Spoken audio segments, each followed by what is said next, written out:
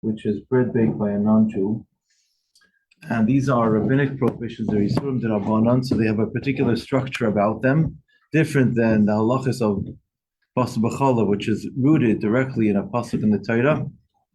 Even though Bas B'chala also could be D'Rabbanan if it's just chicken and milk, but the actual root of the actual mitzvah itself is in the Torah from the pasuk. But here we're talking about something that's strictly a structure that's a rabbinic structure. So when we talk about a rabbinic structure, we talk about how the rabbis structured the prohibition, what their concern was, what parameters they put in place, what we need to do to be able to fulfill these set of laws. So in a nutshell, they said as follows. I'm just refreshing what we said until now. Any bread products, and bread is defined as something made from the 5 grains: wheat, oat, spelt, rye, or barley, that are turned into a flour substance into a dough. So if you take stalks of wheat and bake them, it's not considered to be pas. It's called koloyos.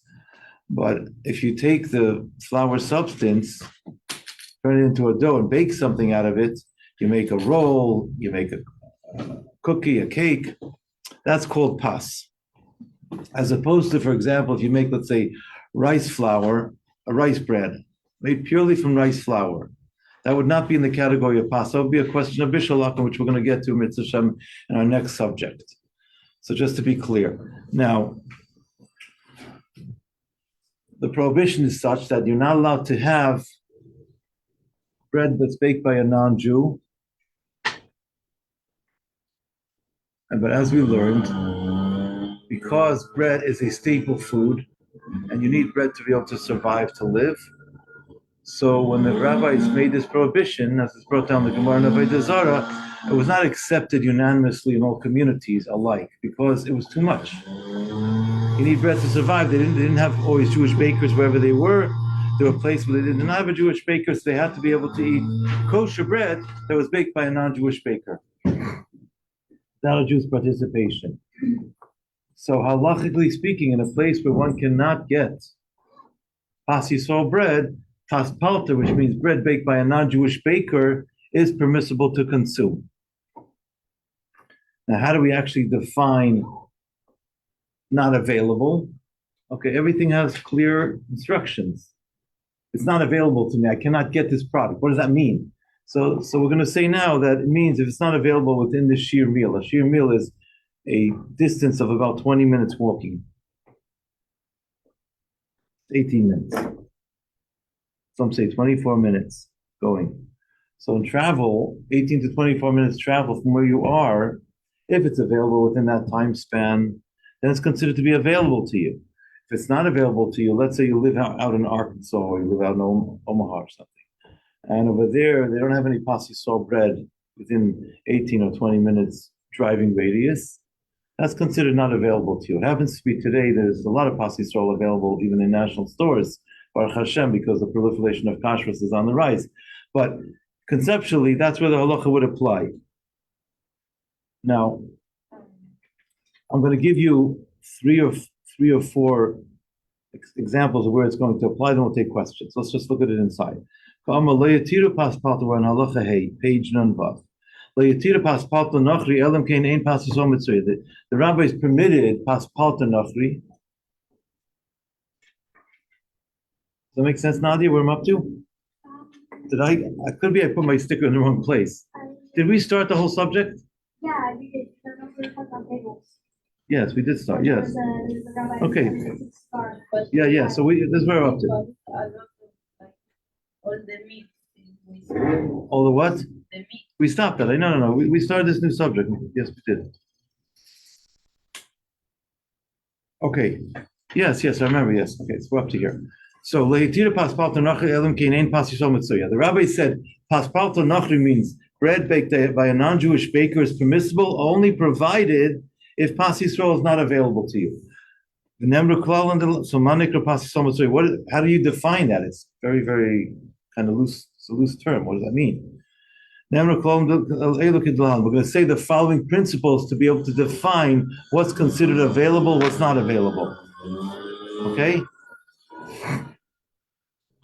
Kol shenimtza pas Yisrael b'teich shir mil, whatever pas Yisrael is available to you within a shir mil, within a distance of, as I said, 18 to 24 minutes.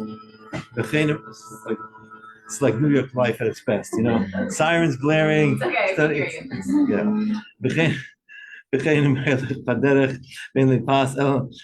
After a while, you just drown it out.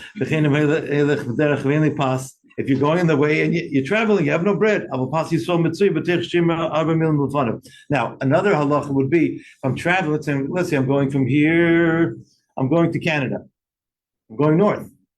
So within 24 minutes, 18, 24 minutes of where I'm traveling, there is no pas Yisrael available. However, within 4 mil, which would be 4 times 18 minutes or 24 minutes, figure about an hour and 15 minutes or an hour and 40 minutes, whatever it is, just giving you rough numbers here. There will be pas Yisrael available. Since I'm traveling in that direction anyways, then you still have to eat pas Yisrael. Also, look at pas Paltanach, he calls it eliminates Sfar. That's for the Sfardim. The Sfardim are more strict in this regard. By the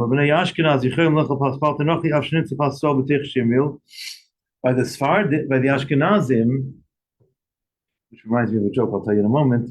By the Ashkenazim, they're allowed to have pas palter, even if pas Yisrael is available within a meal. If one of the following conditions apply. Now we move to page Nun Zayin. Even if pas Yisrael is available, but the pas palter bread is better quality. It's more delicious, it's more gourmet, whatever it is, yes? And you can't find that in pas Yisrael. In pas Yisrael, mitzuya of pas palter nochlim keres yesu bezel.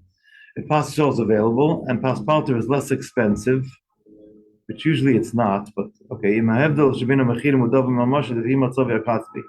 If the difference, financial difference between the price of the pas Yisrael and the non-pas Yisrael is significant, probably they would be allowed to eat pas palter nochri, but for the difference of just a few cents, one should not be lenient to eat pas palter if pas Yisrael is available. So let's just recap and summarize, and I'll take your question. According to the way the Sfardim learn, that in order to be able to eat non-pas Yisrael bread, it has to be that pas Yisrael is not available to me within a meal, within 18 minutes or 24 minutes of where I am right now. If I'm traveling on a trip, and in the direction I'm going to have pas Yisrael even within 4 mil of where I'm traveling. I have to wait for 4 mil because I'm going anyways. But according to the Ashkenazim, it can be even more lenient. Even if you have pas Yisrael available to you now, but the pas Yisrael is not as better quality as the non-pas Yisrael. Non-pas Yisrael, let's say, as sourdough or it's gourmet, whatever it is. Halachically speaking, that would be a valid enough reason to be lenient. We're going to see what Hasidim do later in a moment. Pas Yisrael Mitzuya, even if it's Mitzuya, like we said, but it's much better quality. The non-pas Yisrael is better quality, one could be lenient.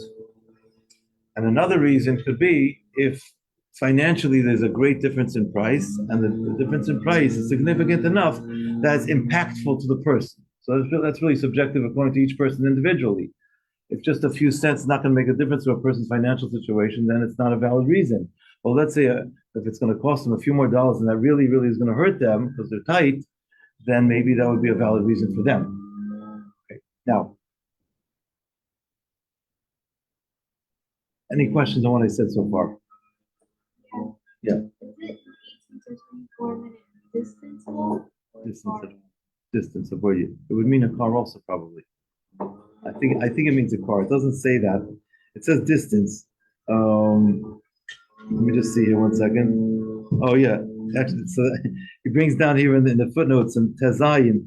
There's a machlokes whether or not that's a distance or the time it takes to get there, which would mean either a walk or a car ride.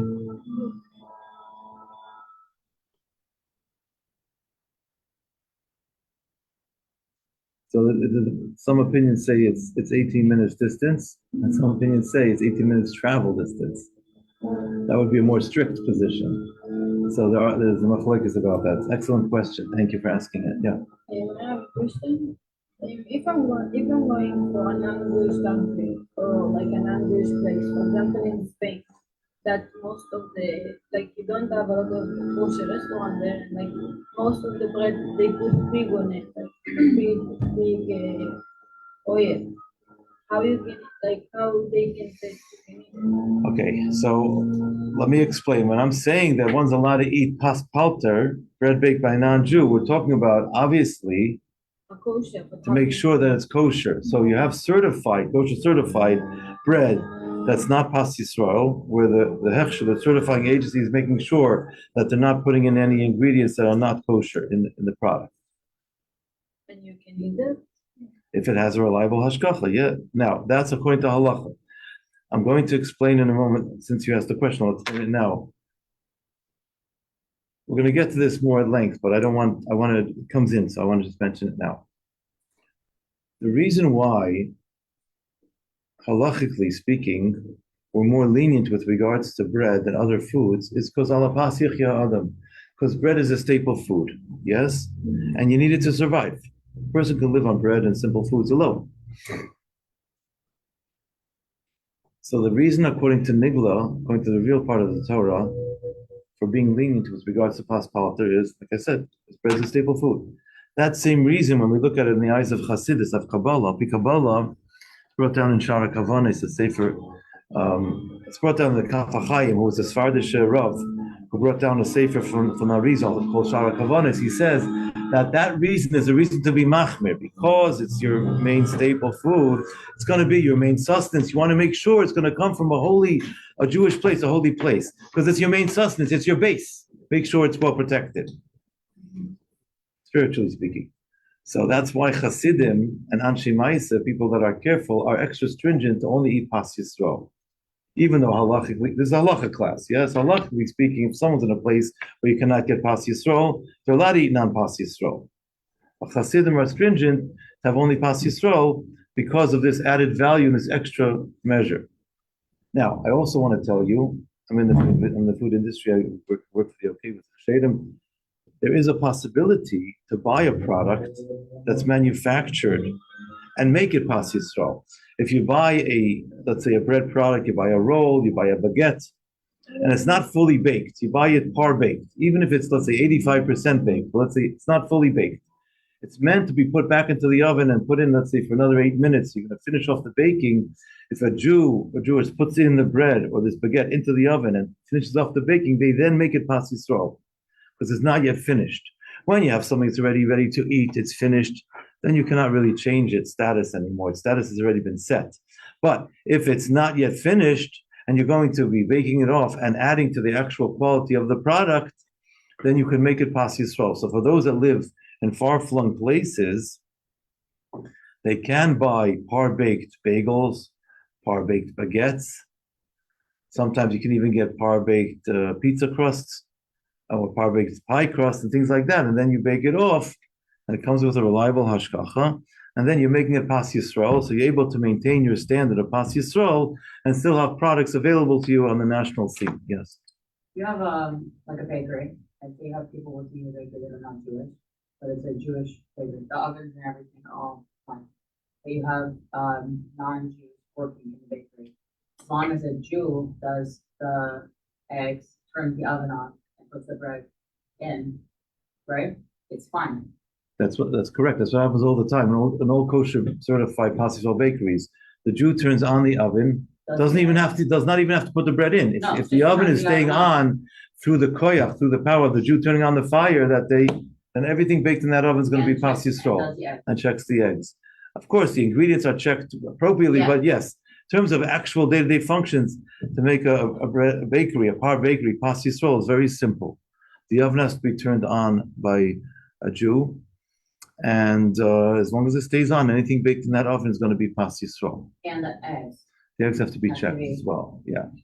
You mentioned that Spartan are stricter on pas Yisrael. What is the Sfardim hold that pas palter, non-pas Yisrael, is only permissible if pas Yisrael is not available to you within 18 minutes distance or travel, depending on which opinion you follow. Sorry? You didn't say 4 times? I said 4 times the distance if you're driving anyways, or you're traveling anyways. But If you're not traveling, if you're staying in your place, it's up to 18 minutes distance. So, but what about the 85% thing? Is it also Spartan? That would be acceptable, yeah. Okay.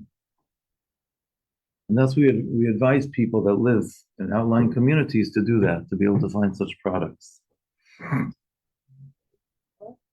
People that live in places where they don't have pasisol bakeries, we advise people to find products that are par-baked, partially baked, and bake them off. I once, since I meet up with a lot of bakers, I interviewed several bakers about this, how do you actually define par-baked, because they get halacha. So a par-baked baguette, for example, will often have a white complexion about it. Mm-hmm. Once it's fully baked, it'll kind of look kind of golden. It's more of a golden crust. It looks a little bit more yellowish. And also something that's par-baked will usually be very chewy and kind of still a little doughy. Now you can have something that's par-baked it's only baked to 85%, even 90%, but still not. Now, if you were going somewhere or you had nothing to eat, it's still edible, but it's not meant to be eaten that way. That's the idea. You wouldn't serve it to your guests that way. It's not meant to be eaten that way. So therefore, when you bake it further, you're baking it off, you're doing something what's called a significant contribution in the baking process to make it possible.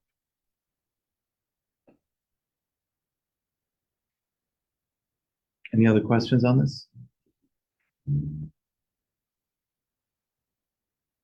Halacha Vav gets into the special halacha of Aseret Yimei Tshuva. During the 10 days of repentance, of returning from Rosh Hashanah till after Yom Kippurim, all the Jews are very careful to be medaktik b'mitzvahs. So even Jews that during the year are lenient and have non-Pas Yisrael bread, they should still be stringent during those 10 days to only consume Pas Yisrael products. I'm going to share with you a chassidische derher. Chassidische derher means a chassidische kind of feeling, a thought, a feeling. We certify a lot of bakeries. Some of them are Pas Yisrael, some are not. So the non-Pas Yisrael bakeries that we certify during Chodesh Elul, they produce products. Some of them has long shelf life, for whatever the reason. I instruct my mashkichim to quietly turn on the oven in these bakeries, not to advertise as Pas Yisrael because I cannot guarantee that, but to turn on the oven so that we can be toilet and say, okay, the bread that a Jew ate from this bread during a Aseret Yimei Tshuva should be from the one that the rabbi turned on the oven. We have something to be toilet, to be as a source for the Yidden. Whenever we could be moisiv and ruchnius, we have to do that. That's our way. That's what the Rebbe always taught us. Be moisiv. If you watch the videos of the Rebbe, someone comes to tell the Rebbe good news. I did this, that. The Rebbe's immediate reaction is like, what's next? The Rebbe was like always looking to be moisif v'hilach and ruchnius. It's taka good, it's taka yishmak. And sometimes the Rebbe would answer, you gave me nachas ruach from the wonderful news. That's wonderful. But the Rebbe was always looking forward. What's next? So look, if Hashem puts us in an opportunity where we could be moisif and ruchnius, we should be moisif and ruchnius. I'm going to share with you 2 other stories, not related to kashrus, but just to illustrate the point. There was a Rav who wrote to the Rebbe. It's also fascinating. It gives you an insight in how the Rebbe's thought process is, revolutionary thought process. He wrote to the Rebbe, he said, according to one opinion, we actually have a built-in Eruv in Manhattan, and it's not an opinion that's followed in the traditional way. But he started showing all the cheshbonos of if he does a few more things, I don't know the details, builds a few more things, and you have the water, and it's elevated off the water, so it serves as a wall. I don't know, just giving you sketches. He said to the Rebbe that actually could serve as an Eruv. So you know what the Rebbe told him? Make the Eruv, but don't tell anybody. The Rebbe told this Rav, make the Eruv, don't tell anybody, because he doesn't want people that are careful not to carry on Shabbos to lower their standard and do something that's only a sketchy opinion by one opinion. But for those that are not yet Shemer Shabbos, we can say, we have an opinion that says, okay, so create environments where you have positive support and value for people. It's beautiful. It's a stunning thought process. It's absolutely stunning. Anyway, okay. I have a question. Yeah. You have a Okay. question, but I don't know. No, basically, we are allowed to eat cut machri if I'm not machmir al pat Israel. You're allowed to if you cannot find Pas Yisrael. Yeah, but like if I can find like for example, there is a restaurant in Miami that half of the things are like pat Israel, half of the things no, and I want something from like, So it depends if you're a Sephardi or an Ashkenazi. If you're a Sephardi, then it would only be if it's not available to you up to 18 minutes. If you're an Ashkenazi, if the non-Pas Yisrael is so much better quality, whatever, that would be a valid reason. But Chabad. Chabad is machmir on Pas Yisrael because we go according to what's Api Kabbalah.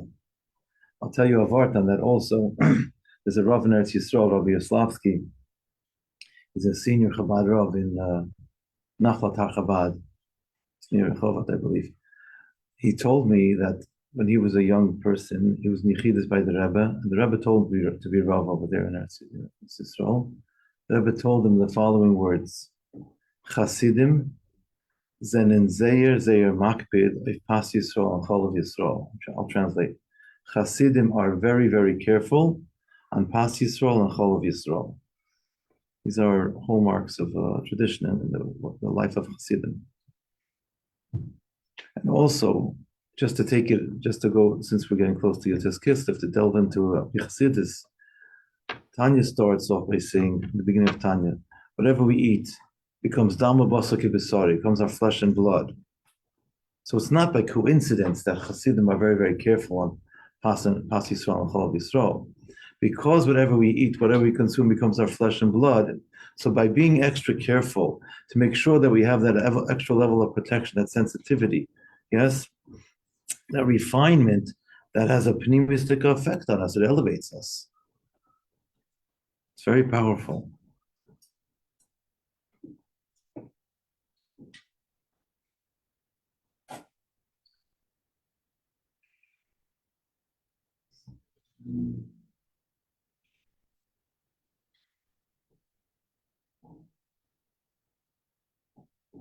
Okay. Any other questions on what we said? The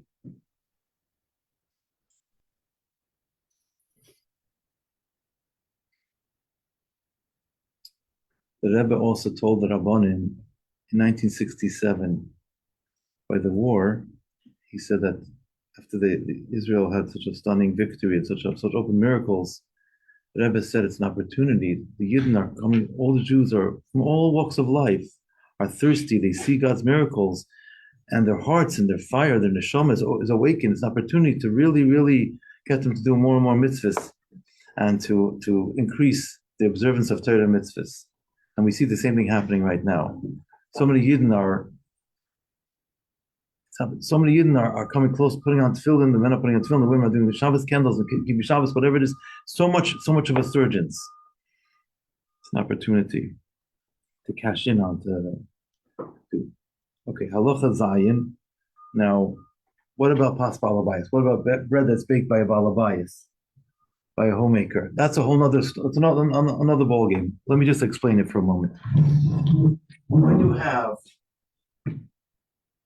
you have bread that's manufactured by a baker, they're doing that to make a living.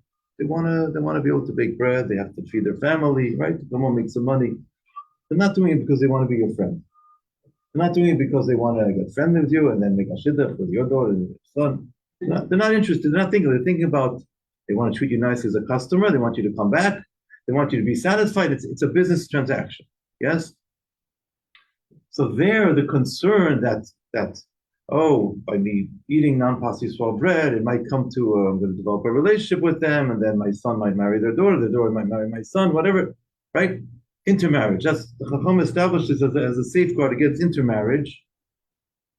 The concern is a little bit more removed there because it's a business type of setting.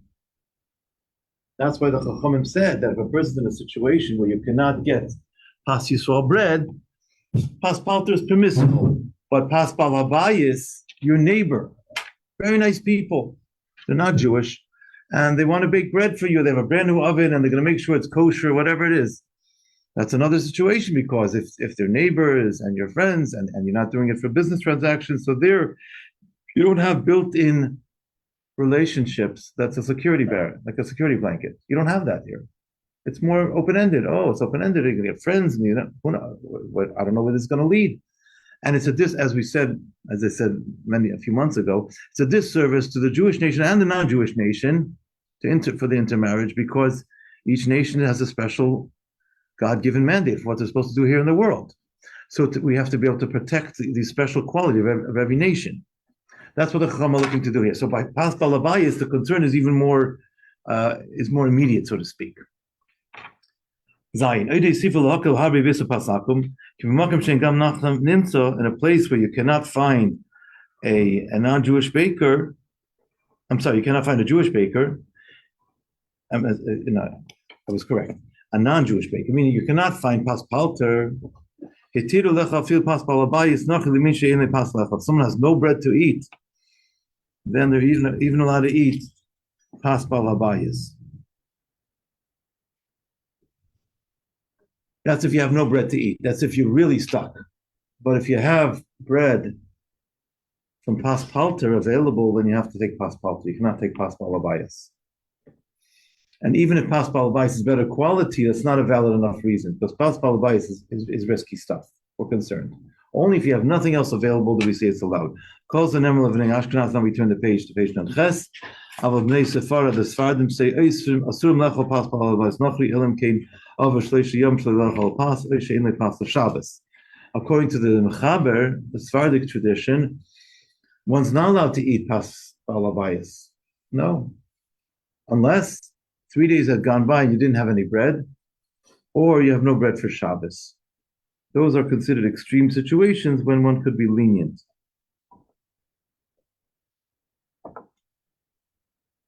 So just to recap, pas balabayis is more sensitive because the possibility, the concern of developing an inappropriate relationship is more likely. So therefore, more safeguards are necessary. Yes?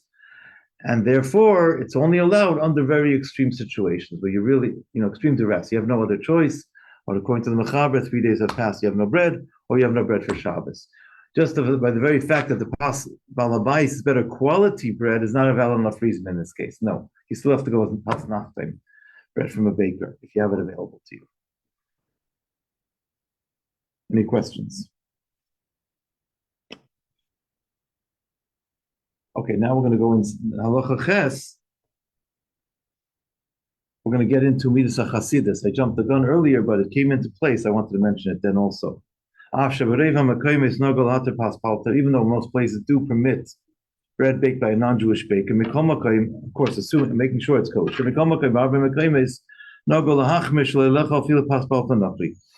Many places they're stringent not to eat bread baked by a non-Jewish baker.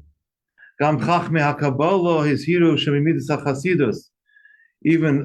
HaKabbalah, they have warned that Mimidas HaChasidus ein lechal afilu pas palter. You should not eat pas palter.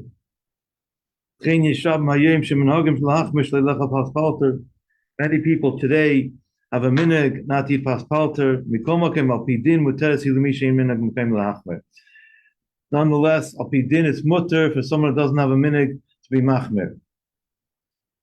I feel the minhag machmirim, even for those that are machmir, mishu roy vein le mazon klal, someone who's hungry and has no bread at all.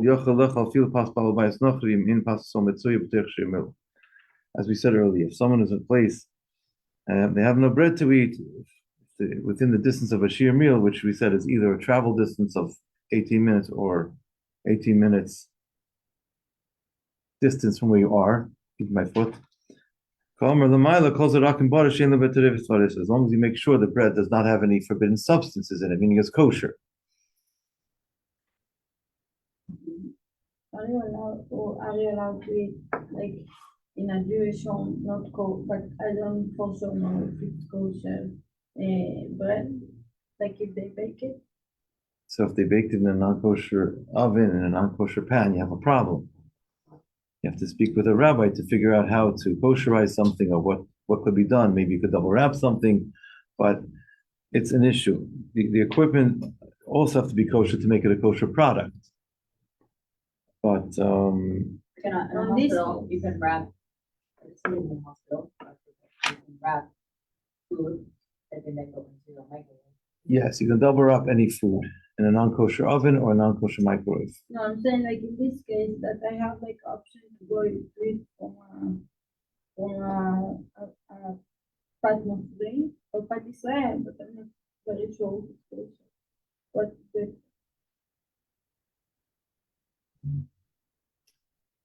You need to first make sure it's kosher. Before we eat it, we have to make sure it's kosher. Then we make sure it's kosher. Chasidim are makbidi pas Yisrael, and some people are makel div non-pas Yisrael when pas Yisrael is not available, or the non-pas Yisrael is much better quality according to the Ashkenazi way. You have to take things one step at a time. The first order of business is to make sure the bread is kosher. If it's not kosher, then we're not even in first base.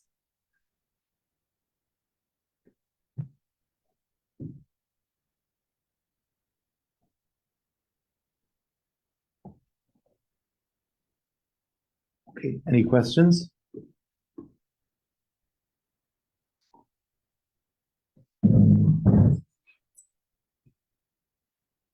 Another thing I want to mention, because it might come up in discussions with people about this subject.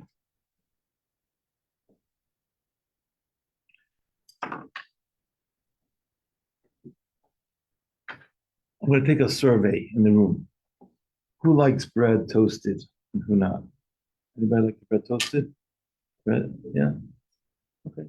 Maybe half of us like it. Yeah. Okay. What do we like about it? It's a little more crispy. Maybe it has a little more different texture, right? Some people will say it's a little bit of an improvement, if you will. Others will say, no, I like it the way it is. I like it straight out of the bag. It's fine, right? So there's a discussion. If I take non-pas Yisrael bread and I toast it, have I significantly improved the quality of the bread? Yes or no? Depends on the type of bread. but halacha don't go on the pen. Yeah, some Halacha people is just say very it's like strict. pork bread. It's like else together. If you make it better, How do you define better? So this becomes this can first of all, this itself could be a farbrengen. Mamish, you can go. So how do you define that? It's a real question. So the answer is that Shulchan Aruch gives a fascinating, like one line on it in the commentaries. He says it has to be bekufa pas letzorech kamad afiyos. It has to be you're improving the bread itself for the sake of making it completely ready. That's considered to be an improvement, a refinement. But once it's ready to be served to guests, and then I'm going to toast it, that didn't really make it significantly to make it ready. You just changed it. Now it used to be in soft form, now it's in crispy form. Now, those people that are lenient and are going to consume non-pas Yisrael bread anyways, yes, for them we'd advise, toast the bread. Why? Because in certain parts of Torah we do find a concept that when something could be ready, but if it gets cooked more, it's called mistamach v'yafle. It's like caramelized. It's really delicious, So there is such a concept. Halachically, we don't apply that. We don't ask in that way with regards to bread. Yes, but if someone's in a situation where they're anyways going to eat the non-pas Yisrael bread, why not add on a little bit ruchnistic, at least spiritual value, right? Say, okay, caramelize it a bit. So that's what some Rabbanim would advise people that are going to eat non-pas Yisrael bread anyways. I'm not advocating because we as Chassidim are machmir, but I just wanted you to be aware of that. So that's the place it has in the halls of halacha. Someone's in a situation where they're going to have non-pas Yisrael anyways, toast it.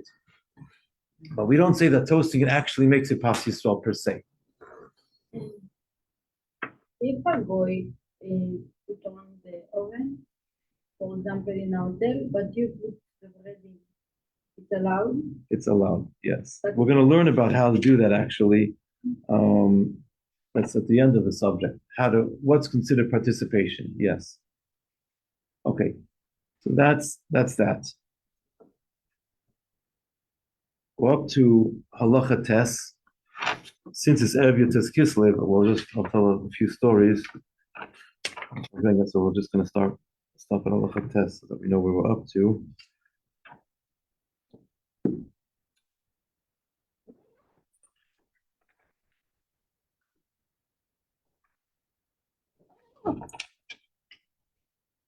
Now, Yom Yom for Yotes Kislev begins with the words Yom Hisvadus, the Kabbalas Hachlatos Teves, the day of Farbrengen and the day of taking on good resolutions with regards to the study of Chassidus. The word Yom Hisvadus, the Kabbalas Hachlatos Teves, is Rashi Teves Yud Kei Vav Kei.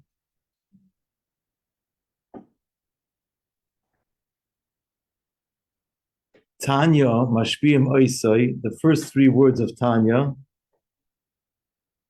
are Rashi Teves Emes. Tanya, Mashpiyim Oisai, right? Aleph, Mem, itself is Emes, yes? Reishis, Bara, Alikim, the last three letters or the first three words of the Chumash spell Emes, also Emes. Because Nigla de Torah is Seifi Teves Emes. Pnimis HaTorah is Rosh Teves Emes. The word Tanya is the same letters as Esan, which means the mighty one. Through us studying Tanya, we become mighty. There's also, I think I have to look inside, is that there's some kind of a klippa that was, I don't remember, but it's also broken through learning Tanya. And then the last letter of Likutei Amorim is an acronym. It's B'makim Acher. It's an aleph. So Chassidim had a vort, and they said that before we learn Tanya, a person thinks Tanya starts with a taf, right? You think, okay, I'm holding my taf and Avodas Hashem. I'm a person who's already full. I know how to study Torah. I do mitzvahs. I'm complete. We learn Tanya, and we realize at the end of Likutei Amorim, I wouldn't say in a sad way, but more like in a humble way. We're holding by aleph. It's the book of mankind, of a person. There's a very gishmak vart in, I believe it's in Perek Yud Gimel or Yud Daled. We know that Tanya is Tersha B'Ksava, Tersha Chasidus. Every word is meduyak, every letter. Right? There's that famous thing with the Alter Rebbe could have had another 600,000 Chassidim, I think it was. Letter Vav or something. I don't remember the Alter Rebbe Mont Midas Emes. So everything is meduyak, and I think it's like I said, Perek Yud Gimel Yudalid. Alter Rebbe writes a vart. He says Reshus, Yechoilis, and Bechira. A person has the Reshus, meaning they have the right, they have the ability. Reshus really means like the power. Yechoilis means the ability, and Bechira means the choice to become a Beinani. So the question is, we know that Tanya's Tersha B'Ksav says every word is meduyak, is precise. Why did Alter Rebbe have to use why did Alter Rebbe have to employ three different terminologies? Rishos, Yiches, and Bechira. He could have just said one of them. You have Rishos, you have Yiches, you have Bechira. The teretz is that the words Rishos, Yiches, and Bechira are Rashi Tevis Rebbe. It's only when a person is connected with the Rebbe, as Mekosher with the Rebbe, can they become b'madregas beinani.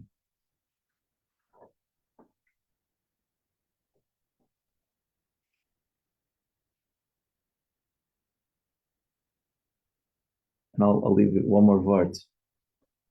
Maybe I'll say another vart after. You never know with me, but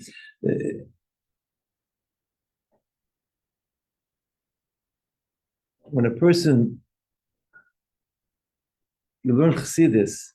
When we learn Chassidus, we see Alikus is b'pshitas and Welt is b'eschadshus. The world, Alikus, godliness is without question. It's obvious. The world is like, oh, there's a world. It becomes like, we have to see it. So learning Chassidus gives us the inside view of the inner workings of the world.